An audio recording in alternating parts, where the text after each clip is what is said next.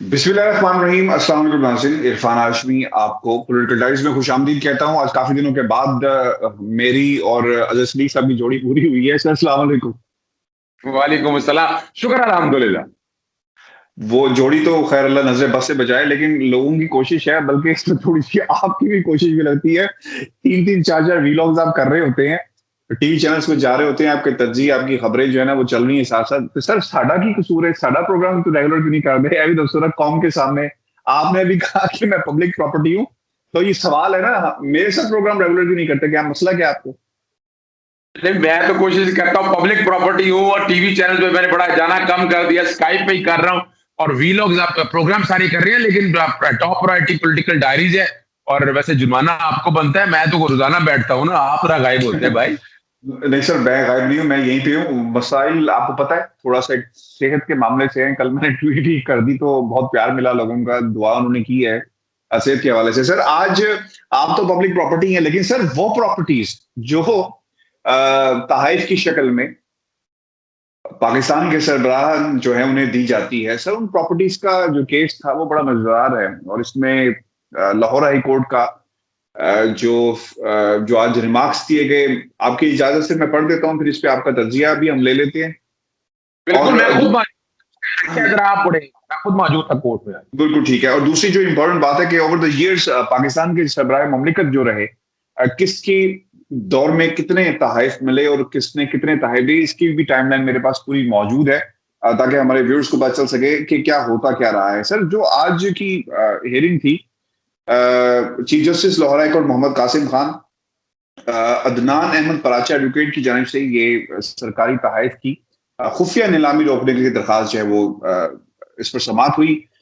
मौके ये इख्तियार किया गया कि सदर मुमलिकत, वजीर आजम, वुजरा और आला हुकाम को सरकारी दौर पर मिलने वाले तहाइफ तोशा खाना में जमा होते हैं। दरखास्त गुजार ये कहता है कि तोशा खाना के सरकारी तहाइफ कानूनी जवाब के बगैर खुफिया तौर पर सिर्फ सरकारी अफसरान को खतूत लिखे नीलाम किया जाता है।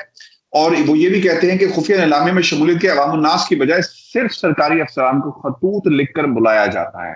समात में डिप्टी अटॉर्नी जनरल ने भी अपना मौके पेश किया और फिर आगे इस्तदा की कि 25 नवंबर को होने वाले गैर कानूनी खुफिया नीलामी को रोकने का हुक्म दें। इस पर जो chief justice Lahore high court है उनके रिमार्क्स भी मैं आपके सामने रख देता हूं कि ये तो वो मिसाल बन गई कि अंधा बांटे रेवड़ियां, वो भी अपनों अपनों को दे, यही है सर। लेकिन ये तो चीफ जस्टिस साहब को जब वो नून लीग के केसेस सुनते हैं तब भी सोचना चाहिए कि ये मिसाल तब कितनी उन पर फिट बैठती है, यानी इन अदालतों पर, लाहौर हाई कोर्ट पर कितनी फिट बैठती है। यही मसला है ना सर, वो जो अपील की और फिर बाहर नहीं जाने देते और शिकायत लेकर हाई कोर्ट चले गए, फिर अपीलों का मसला बना हुआ है। तो ये इस तरह में भी सोचना चाहिए। सर आइन की दफा 25 की खिलाफ वर्जी है। और अब आप मुझे ये बता दें कि क्या आम आदमी का हक है सर उस प्रॉपर्टी के ऊपर? ये सही बात है कि जो पैसे आते हैं बाहर से, गालबन एक चीज अगर 1 करोड़ की है तो 15 लाख में गालबन मिल जाएगी, 15% के ऊपर आप ले सकते हैं। ऐसे ही है सर? देखिए, ये बड़ा एक अहम इश्यू था, मैं आज कोर्ट में मौजूद था। बुनियादी तौर पर जो नोटिफिकेशन है जो जारी किया है, ये मौजूदा गवर्नमेंट का नहीं है, नोटिफिकेशन पुराने दौर का है सारा। यानी ये ना इल्जाम आए कि हम पता नहीं मौजूदा गवर्नमेंट के हवाले से, ये बात मौजूदा गवर्नमेंट ने इसको रिजेंट उस तरह से डेप्यूटी अटॉर्नी जनरल ने अपोज नहीं किया, ना कोई सारा लाओ लश्कर इकट्ठा किया उन्होंने। उन्होंने लीगल आर्गूमेंट्स दिए सिर्फ उस नोटिफिकेशन की जस्टिफिकेशन के हवाले से। बड़ा वाज़ेह तौर पर डिस्क्रिमिनेटरी नेचर में है कि सिर्फ सरकारी अफसर ही आ सकते हैं और कोई आ नहीं सकता इसके अंदर। और वो 2 दफा चांस देना, यानी एक दफा पहले और एक दफा बाद में, और उसके बाद नीलामी होनी है। तो ये पोजीशन सारी रखी गई कि आर्टिकल 4, आर्टिकल 5 की खिलाफ वर्जी है, आर्टिकल 227 के भी है, जो यानी इस्लाम ने भी इन चीजों को मना किया हुआ है कि इस तरह के, ये बेसिकली एनरिचमेंट है ना जी। आप एक्सप्लॉइटेशन का इशू भी है कि अगर आप आम आदमी को इस तरह से बैठ के, सरकार का पैसा है ना, जो पैसा तोहफे तोहफ आते हैं, और उसको सिर्फ 15% के ऊपर, 1 करोड़ रुपए की चीज 15 लाख में आप उठाकर फेंक दें, और ये चीजें इतनी आसानी से तो नहीं खत्म होनी है। और ये सारी चीजों को बहस करने के बाद मैं जो तारीफ करना चाहूंगा असद बाजवा साहब थे डिप्टी अटॉर्नी जनरल, उन्होंने कानूनी पोजीशन रखी कि ये नोटिफिकेशन है, ये चीज है। उन्होंने ना आपको डिफेंड कर, यानी बंदा ये कहे के बैठ के उन्होंने कहा नहीं इससे नुकसान हो जाएगा, ये हो जाएगा, ऐसी कोई बात नहीं की है। सिर्फ मेरिट पे, और मौजूदा गवर्नमेंट में यही एक एडवांटेज है, और उसका ये हुआ कि उन्होंने वो पूरी जो पॉलिसी सेटिसाइड कर दी, नंबर वन। नंबर दो, दोबारा का इस पे बाकायदा कानून साजी की जाए, यानी अगर ये तोहफे तहफी तकसीम करने हैं, इस पे कानून साजी है और इक्वल अपॉर्चुनिटीज दी जाए। यानी ये नहीं है घारे को कि और जिसने हिस्सा लेना है वो पब्लिकली आए और ऑक्शन के हवाले से आए। अब ये तब आज मुख्तसर सा फैसला अदालत ने बहस सुनने के बाद सुना दिया। अच्छा, इसमें कुछ चीजें इंपॉर्टेंट हैं। ये कारोबारी शख्सियात क्यों, सिर्फ आम आदमी की बात नहीं, कारोबारी शख्सियात जो है दे आर इंटरेस्टेड कि यार किसी मुल्क ने अगर कोई तोहफा दिया है तो उसकी नीलामी होगी। तो ये बड़े एजाज की बात है कि जनाब, मिसाल के तौर पर तुर्की के सदर ने अगर कुछ दिया तो आप जाकर उसमें दौली में हिस्सा लेते हैं जब नीलामी हो रही है, और आप अपने ड्राइंग रूम की किसी भी चीज को जीनत बनाते हैं। तो I think that is a kind of an honour कि यार जनाब ये फलां मुल्क के सदर ने तोहफा दिया था तो हमने इसे नीलामी में खरीदा। अच्छा सर, अब इसमें कुछ चीजें हैं। तायुन कीमत का कैसे किया जाएगा? मार्केट रेट पर किया जाएगा? एक मिनट देखें, ये आपने बड़ी जबरदस्त, मैं चाहता हूं ये बात जरा हम नाज़रीन के साथ भी आए। आपने ये पॉइंट बड़ा जबरदस्त, पूरी दुनिया के अंदर देखा जाए इस चीज को, पूरी दुनिया में ही ऐसा होता है। यानी एंटीक चीजों के हवाले से, और जो प्रिविलेज मिसाल के तौर पर जो बड़ी अहम शख्सियात होती हैं, जैसे इमरान खान के बैट बिकते रहे हैं, आप हैट बिकते रहे हैं, ये सारा हम देखते रहे। और आपने ये बड़ा अच्छा एक प्रपोजल दिया है, और ये मेरी जहां तक जा रहा है, चूंकि हमारा प्रोग्राम अगर लोग सुनते हैं तो ये बात जब लेजिस्लेशन या इस कानून साजी के हवाले से भी हो तो इसको भी मद्देनजर रखना है कि बाकायदा इसकी पब्लिसिटी हो, लोगों को पता चल सके कि ये फलां मुल्क है, और इससे यकीनन एक तो आपके खजाने को एडवांटेज मिलेगा, और दूसरा उस आदमी को भी, उस तोहफे को भी इज्जत मिल जाएगी। बजाय आपको पता है वो 15 लाख की चीज लेके कौड़ियों को बजा के बाहर भेज देते हैं, और इसी तरह फिर रही होती है चीजें वो सारी। अच्छा सर, एक जो शख्सियत है, सरकारी शख्सियत ही हैं, उन्होंने खैर अपना नाम नहीं जाहिर किया लेकिन कुछ चीजें उन्होंने मीडिया से भी शेयर की हैं। वो ये कहते हैं कि कारोबारी शख्सियात जो तोशा खाना में मौजूद तहफ़ लेने में दिलचस्पी रखते हों, अमूमन सरकारी अफसरान से, यानी वो खुद नहीं जाते, सरकारी अफसरान से बोली जो है वो लगवाई जाती है और कहा जाता है कि जनाब प्रॉक्सी बोली, मेरी जगह जाकर जी जनाब तुसी बोली ला देना। और दोस्ती या दीगर ताल्लुक की बुनियाद पर सरकारी अफसरान अक्सर बोली में हिस्सा लेते हैं। यानी मैंने अगर इंटरेस्टेड हूं और आप सरकारी अफसर हैं तो आप मेरी जगह जाकर बोली लगाएंगे। अच्छा, वो ये भी कहते हैं कि तहफ़ की कीमतों का तयन मार्केट से करवाया जाता है और अक्सर तहफ़ की कीमतें तय करने में दुश्वारी होती है। ज्यादा कीमती तहफ़ मशरिक, ये बड़ा इंपॉर्टेंट है, ज्यादा तहफ़ अच्छे जो जिनकी वैल्यू है ना, वो मशरिक वस्ता के सरबराहान मुमलिकत की तरफ से दिए जाते हैं। इनके बकौल ज्यादा गल्फ ममालिक के सरबराहान महंगे तहफ़ देते हैं, यानी उतों से पैसा आएगा और कहाँ से पैसा आएगा। अक्सर उनकी कीमत लगाना भी मुश्किल हो जाता है। यूरोपीय ममालिक के सरबराहान की तरफ से तो टोकन तोहफा ही दिया जाता है, वो इतना महंगा नहीं होता। अच्छा सर, इसमें एक बड़ी इंपॉर्टेंट बात है, 2016 की बात है। ये इलेक्शन ईयर था अमेरिका के अंदर, और मुझे याद है कि हिलरी क्लिंटन ने जो पाकिस्तानी डायस्पोरा है, जो स्टेट डिपार्टमेंट था, चूंकि इलेक्शन का टाइम था, उन्होंने कहा कि डायस्पोरा को आप प्रोमिनेंट कर रहे हैं ताकि एक रब्त बन सके कि हमारा पाकिस्तानी डायस्पोरा वहां के इलेक्शन में किस तरह हिस्सा ले रहा है, क्योंकि वोट बैंक बहुत बड़ा है। और हिलरी क्लिंटन एंड ऑब्वियसली उस वक्त बड़ी इंपॉर्टेंट, वो चाहते थे कि किसी तरह इनको जिताया जाए। तो मुझे अच्छी तरह याद है अमेरिकन एम्बेसी के अंदर हम गए और अमेरिकन एम्बेसी ने हमारा सारा प्रोसेस किया, अमेरिका फिर कराए, अमेरिका में डॉक्यूमेंट्रीज बनाई, वो इस वक्त हमारे चैनल पे भी मौजूद हैं। तो जब हम वापस आए तो मेरी जो प्रीवियस ऑर्गेनाइजेशन थी अजहर साहब, वहां पर उन्होंने एक कुछ मोमेंटर्स जो हैं वो तैयार किए, सिविलियंस तैयार किए, और उनको जो कॉन्सुलेट में जो लोग थे उनको भेजा। तो उन्हें लेने से इनकार कर दिया। उन्होंने कहा जनाब हमें ये चेक करना है कि इसकी वैल्यू कितनी है, क्योंकि हमें किसी तोहफे को लेने की इजाजत नहीं है। मैं नाम नहीं बताऊंगा कि वो अमेरिकन कॉन्सुलेट में कौन सी शख्सियत थी जिन्होंने इनकार किया।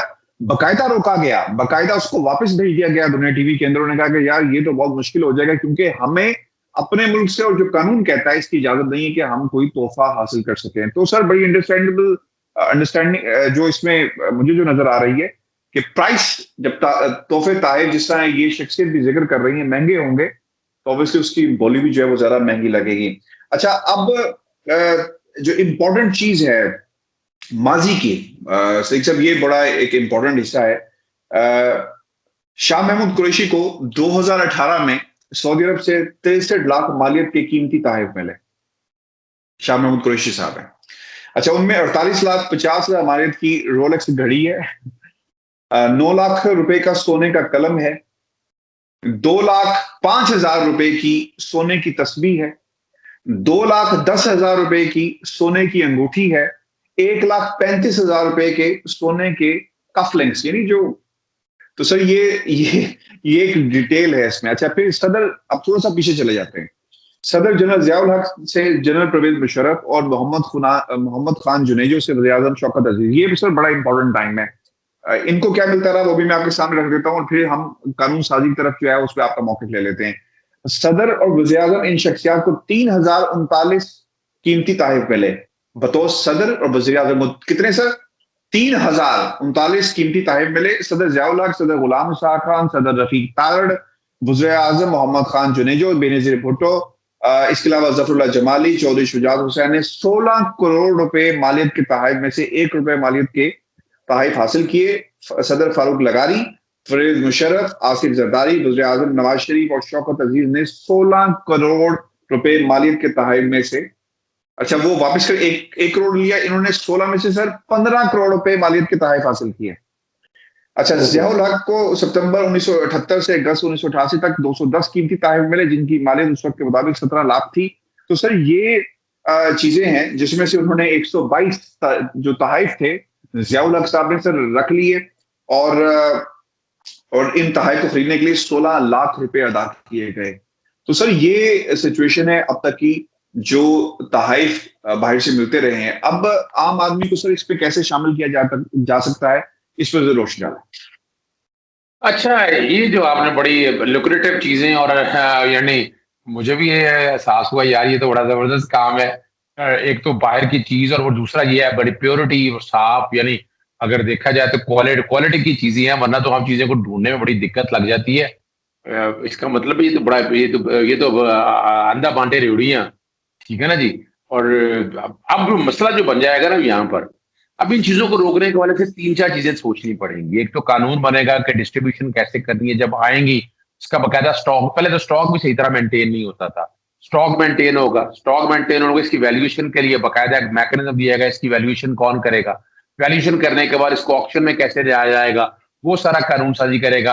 अगर किसी को चैलेंज करना हो कि गलत चला गया, उसकी कोई अपील की प्रोसीडिंग आएगी। यानी एक पूरा एक लॉ इस कॉन्टेक्स्ट में बड़ा वाज़ेह तौर पर, और कोर्ट को इख्तियार है कि वो कानून साजी का कह सकती है। तो ये एक मैं समझ न्यू पैराडाइम है, यानी आप चीजों को आगे तरफ लेकर जा रहे हैं, आप ट्रांसपेरेंसी बिल्ड करने की बातें कर रहे हैं। वो एतराज़ात अपनी जगह पर हमारे मौजूद हैं कि जी जैसे कासिम खान साहब का, वो मैंने बड़ी एक प्रोग्राम हुआ मेरा ना बिपता में, तो उन्होंने मुझसे कुछ नामों के बारे में पूछ लिया, तो मैंने जस्टिस कासिम खान साहब के बारे में कह दिया गब्बर सिंह। तो बाद में मुझसे पूछा उन्होंने, भाई आपने ऐसा क्यों कह दिया? मैं कहा भाई उनकी कोर्ट में जो कोई आता है वो फॉर्म आता है पता नहीं, और जिस तरह का तरीकाकार वहां होता है, तो मैंने तो उनके कोर्ट के हवाले से दहशत और वो जो तरीकाकार है, और दूसरा जो कॉन्सेप्ट आपके सामने हम बड़ी बात कर चुके हैं कि पीएमएलएन के हवाले से कई एडवांटेजेस और कई चीजें सारी सामने सारा कुछ कह चुके हैं। तो ये एक अच्छा फैसला है। इस फैसले को हो सकता है वो चैलेंज भी करे वफाकी हुकूमत। आपको पता है सरकारी बाबू और उन सब के एडवांटेजेस छीने जा रहे हैं, तो ये इस पे अमल दरामद होता है या नहीं होता है गलत बात है। हो सकता है इस फैसले को आगे जाके चैलेंज कर दिया जाए और ये स्टे हो जाए, तो ये भी पॉसिबिलिटी है। बिल्कुल सही है। मेरा ख्याल था कि आज जो एक्सक्लूसिवली हमने इसे तोशा खाना के हवाले से प्रोग्राम मुरतब किया था। Sir, is there something you want to add? हाँ, वो काजी फायज ईसा के हवाले से जो खत लिखा गया है सदर पाकिस्तान को, उस पर आप कुछ बात करना चाहेंगे? क्योंकि ये बड़ी एक इम्पोर्टेंट चीज है, फिर खत लिख दिया गया है इंटरव्यू के बाद। तो सर हो ही रहा है दोस्तों, खत लिखना जो है आदत सी बन गई है कुछ। जब बार में बैठे हुए थे तो उन्होंने कहा, किसी ने कहा कि आप खतों वाली सरकार को जानते हैं? मैंने कहा खतों वाली सरकार कौन सी यार? कहने लगे आजकल रोजाना हर एक को तो खत लिख देती हैं वो सरीना ईसा साहिबा, जैसे काजी फाइज साहब की बेगम साहब। ओहो, मैं आपको बता रहा हूँ, खतों वाली सरकार। यानी इन्होंने मेरे साथ जब प्रोग्राम किया था अनवर मंसूर साहब ने ओपन लेटर उनको लिख दिया, उसके बाद एक और खत लिख दिया, इससे पहले सदर पाकिस्तान को लिख दिया, इससे पहले वजीर आजम को लिख दिया, फिर गालबन चेयरमैन नैब को भी लिखा। तो अब सदर पाकिस्तान ने तो बात हालात और वाकयात के मुताबिक बड़ी कानूनी बात की थी। उन्होंने 3 बातें बड़ी वाज़ेह की थी कि या तो उस रेफरेंस के ऊपर बैठ जाते और डराते या कहते कि ये मेरे पास रेफरेंस पड़ा हुआ है, ठीक है ना जी, या रद्दी की टोकरी हम फेंक देते। तीसरा आईनी तौर पर, कानूनी तौर पर था और उन्होंने वो भेजा, और ये भी उन्होंने क्लियर कर दिया कि वो जो प्रॉपर्टीज थी, प्रॉपर्टीज ओन की, उनकी ट्रेल नहीं दी।